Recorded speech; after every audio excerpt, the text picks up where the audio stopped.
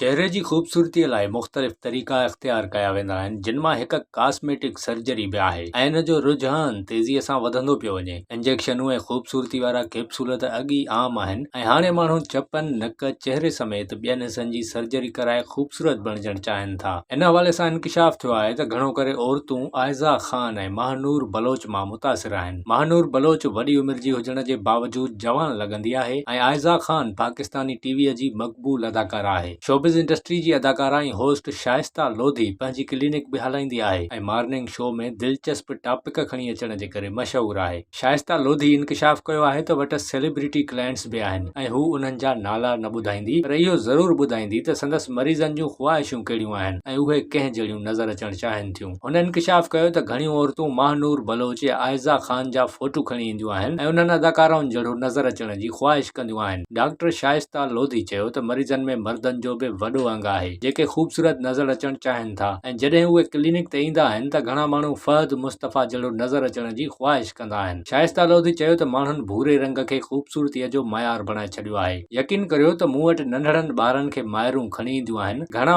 ॿार त रुॻो 6 महीननि जा हूंदा आहिनि ऐं उहे चवंदियूं आहिनि त हिन खे भूरो करे ॾे। 12 खां 14 सालनि जी उमिरि जी छोकिरियुनि जूं माइरूं अची चवंदियूं आहिनि त जल्दी सां हिननि खे सुहिणो करे ॾियो त हिननि जी सुठी जाइ ते शादी करायूं। शाइस्ता लोधी इहे ॻाल्हियूं हिकु प्रोग्राम में कयूं ऐं इन सां गॾोगॾु हुन इहो बि चयो त हू मरीज़नि जूं इहे सभु ख़्वाहिशूं रद्द करे थी। शाइस्ता लोधी इन ॻाल्हि खे बि रद्द कयो त को ख़ासि रंग ई बहितर तसवुरु करे सघिजे थो।